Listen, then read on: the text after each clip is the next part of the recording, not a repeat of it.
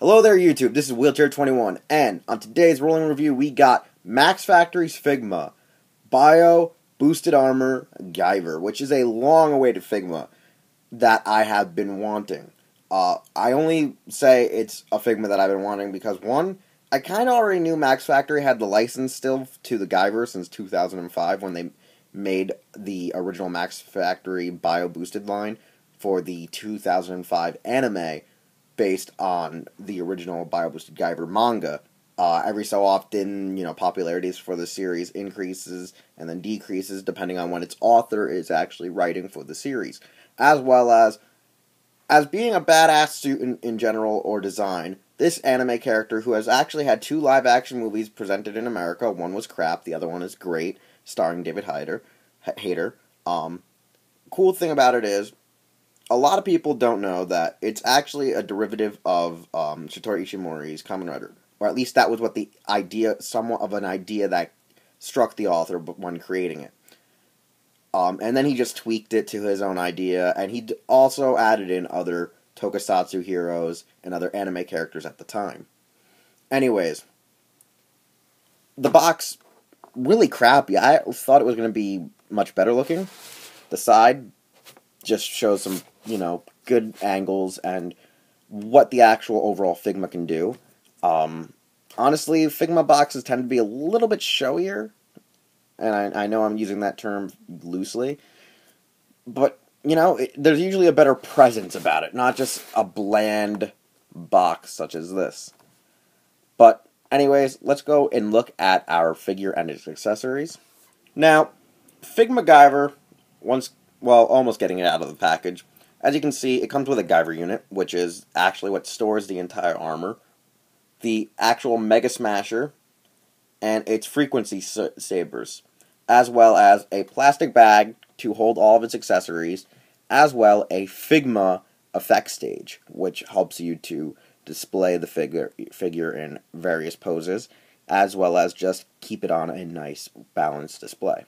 Now, packaged with the display that you can put your figure on comes with its additional hands, which it comes with actually 4 pairs of additional hands: chopping hands, open hands, clutching hands, and full-on grip hands like to hold weapons and such. Honestly, basic packaging for Figma. Now, as one can see, Figmas are kind of minuscule compared to a figure art. Not by much, but mostly an inch. And their size and mass is visible as well when compared to basic figure arts.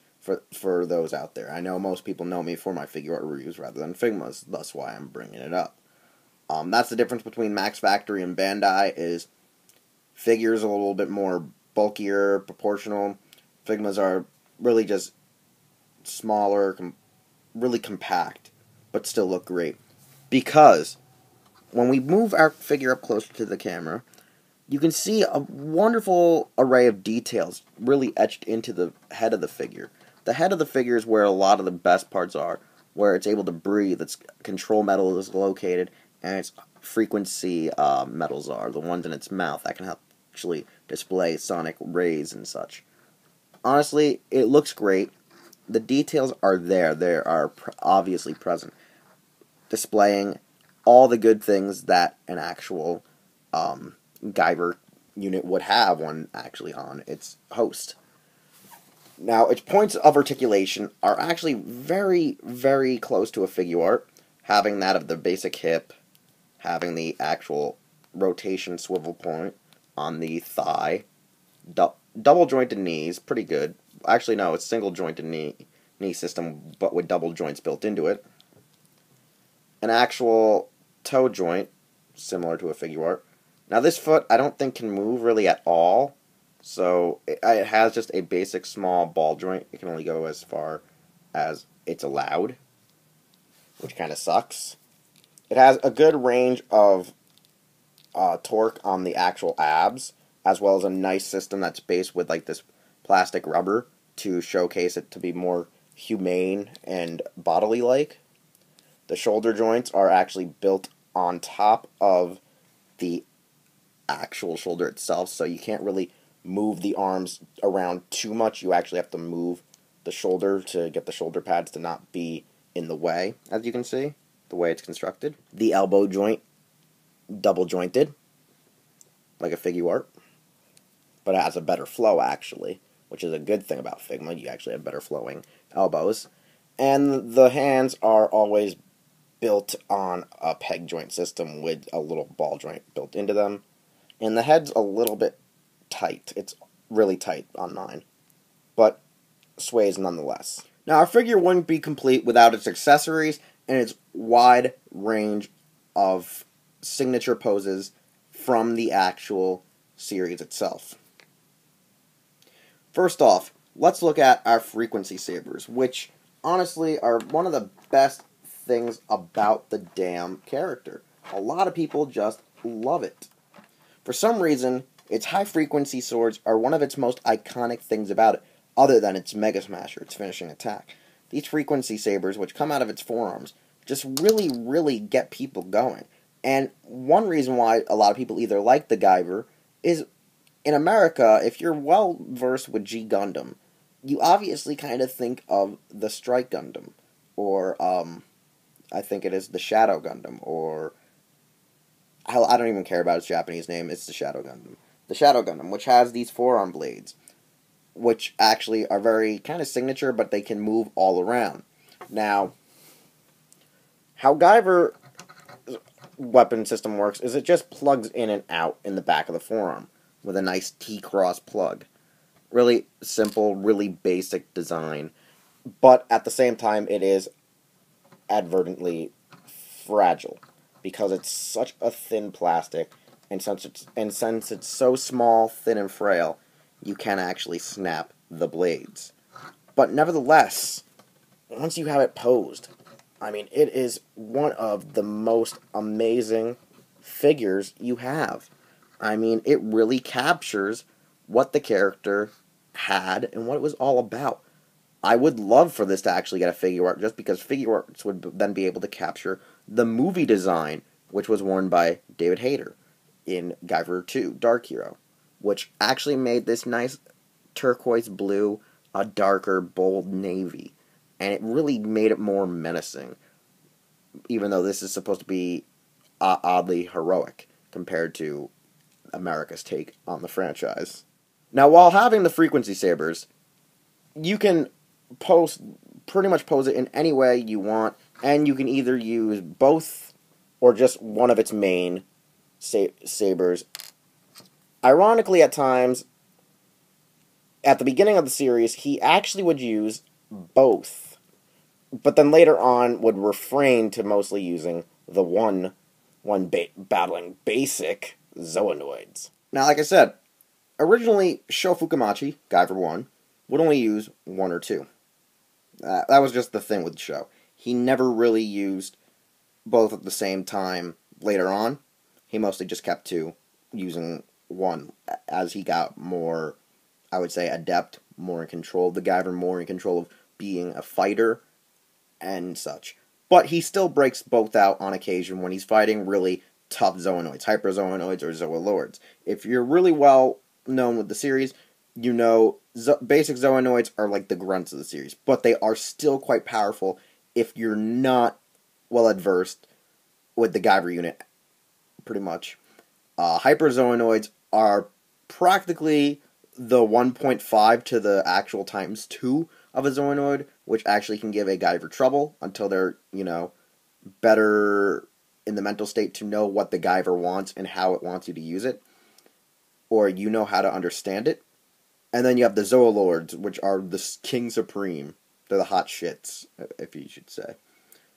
Anyways, now, other than the freaking frequency swords, he has another basic weapon, which is actually a high-pressure cannon, which is shot like a Kamea wave, as well as its awesome breast blaster, the Mega Smasher.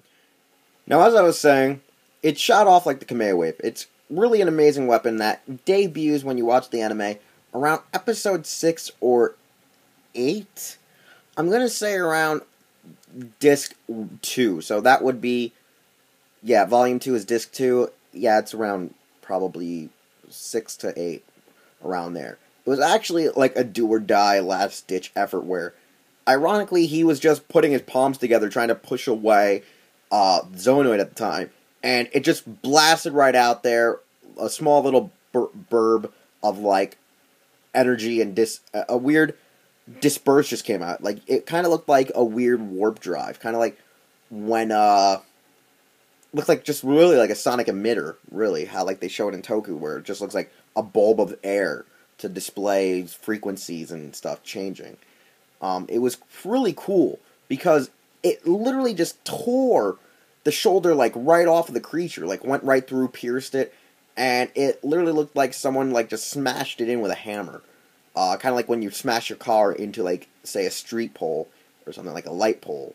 So, this weapon that is, you know, very significant to a Hadoken, a Kamea Wave, is a good signature weapon, especially if you want to put your Zonoid off balance, because its final weapon, its best weapon, its iconic weapon, the Mega Smasher, which is a replaced chest part, is where fans just love the show, because this breast cannon, well, it's freaking strong. And if you're Guyver Gigantic, which is Guyver's upgrade, you could destroy an entire planet with just one single breast. And finally, we have the Mega Smasher, which is the Guyver's strongest and deadliest move in its arsenal, which is a giant breast cannon. Well, it's more giant when it's Guyver Gigantic, which is a 20-meter tall mecha suit that goes over the Guyver. Anyways, the only problem with the actual weapon itself is it sometimes pops off, and it's not painted as shown on the box. I'm guessing the original prototype was originally going to have it be more gold and luminescent like its actual attack when it goes and shoots off, but they chose to do a dead silver to actually show it inert and getting ready to launch. It's okay with my opinion, but I really would have liked it to have been using its gold highlighted paint rather than the silver, just to make it look like it's actually shooting off its blast from the Mega Smasher.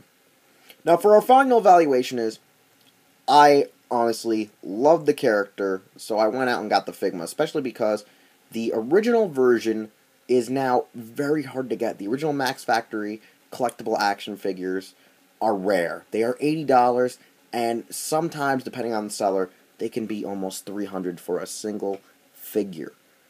So having it in the Figma line is great. Figmas, I'm not really a fan of. I have Figmas, but they honestly aren't that good. They're good at capturing the actual essence of your anime characters.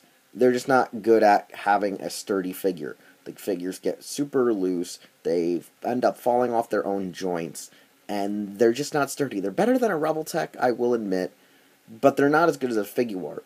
I mean, I am quite biased to Bandai products, but when you have a good quality figure, like a Figuart, and you compare it to a Figma, they're not on the same scale. They really are not. And I know real Figma fans are going to bitch and complain to me about it, but that is my opinion.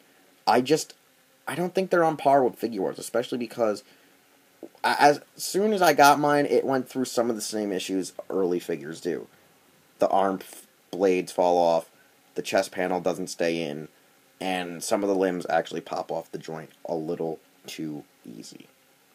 But that doesn't really deter me from enjoying the character, because I truly am a huge Guyver fan ever since the early 2000s. Now, one can buy this figure at Big Bad Toy Store, possibly, Ami Ami, Hobby Link Japan, Hobby Search. You cannot find it on CS Toys because they are a tokusatsu-based web store, but I still love shopping there anyways.